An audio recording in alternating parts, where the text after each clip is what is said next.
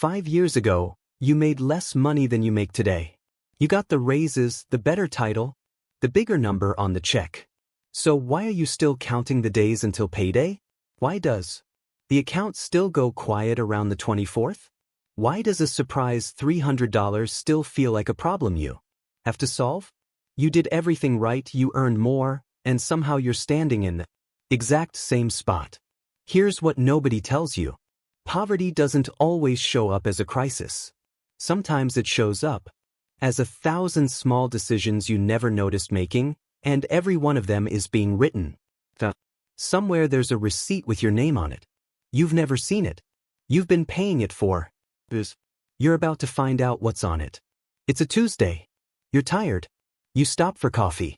$5, maybe $7 with the tip. You tap the card. You don't even look at the number. The reader beeps. The cup's warm in your hand and you're back in the car before you finish the thought. That afternoon you're busy, so you order in a delivery fee, a service fee, a tip on top. The food shows up. You eat. You move on. Gone from your memory before the container hits the trash. That's the day.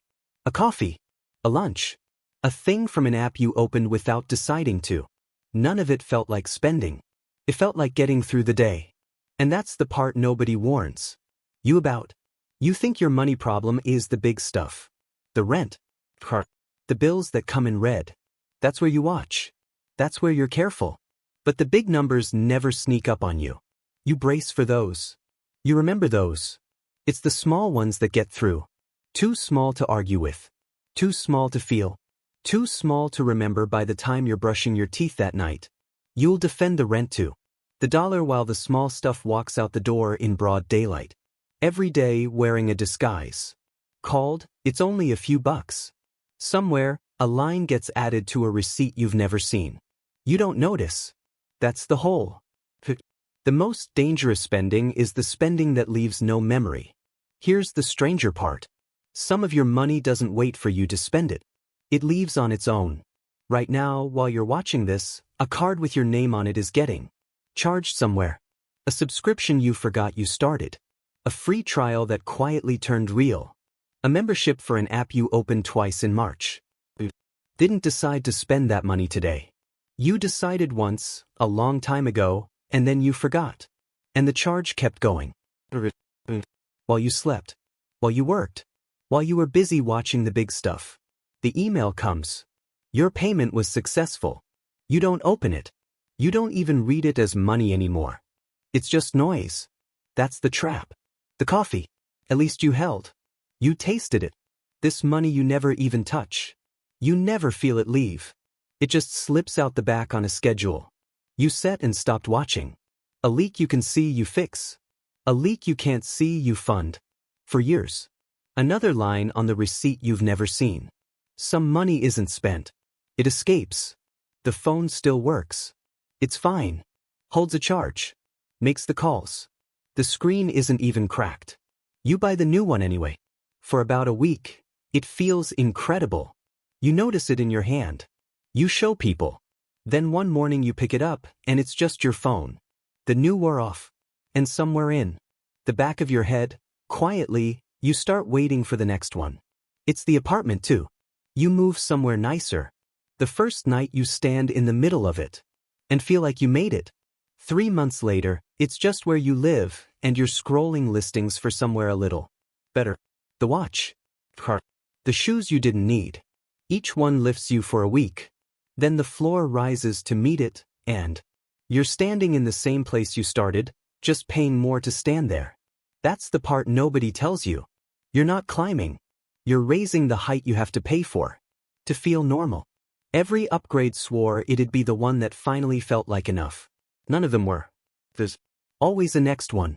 Always a slightly better version of the life you already have, sitting just out of reach, asking for money you don't have yet.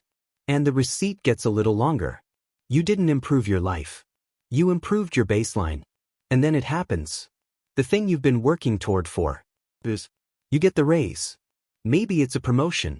Maybe a new job. Maybe you finally asked and they finally said yes. The number on the check goes up. Not a little. Enough to matter. Enough that you do the math on the drive home and feel something open up in your chest.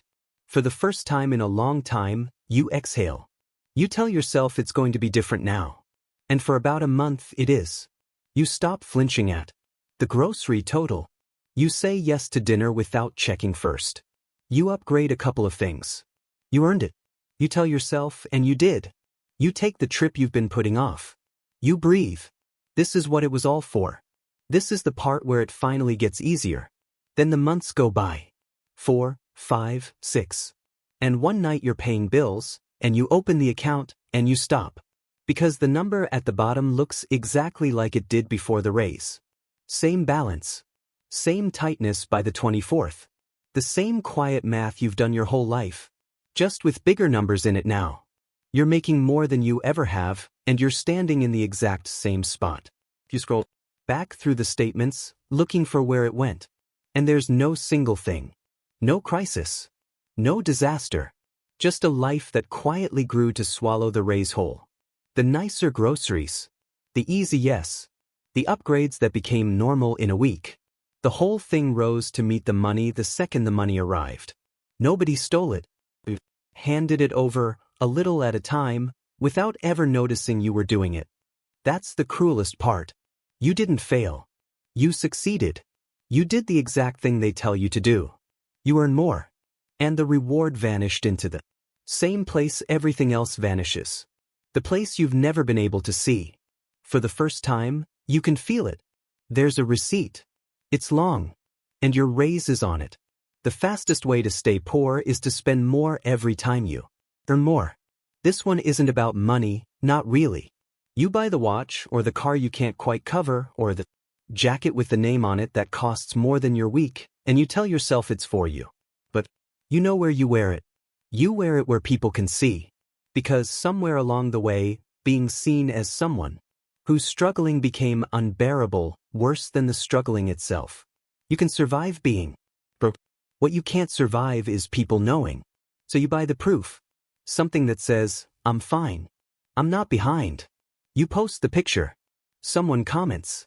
Someone you went to school with says it looks good on you. Asks what you do now.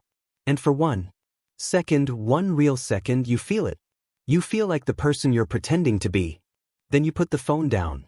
And the apartment is the same apartment. The account is the same account. And the watch sits on your wrist like a bill you'll be paying for the next 11 months. Here's the part you don't say out loud. You're not buying things. You're buying a version of yourself that doesn't exist yet.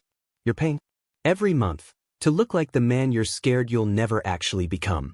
And that fear, the fear of being seen as behind, is the exact thing keeping you behind. Because the money that could have made you that man quietly went into pretending to already be him. Another line on the receipt. This one with someone else's eyes on it. The people trying hardest to look rich are usually the furthest from becoming it. It's late. You're tired. Not sleepy tired. The kind that doesn't go away on the weekend. You're on your phone in the dark and you see it. Someone your age.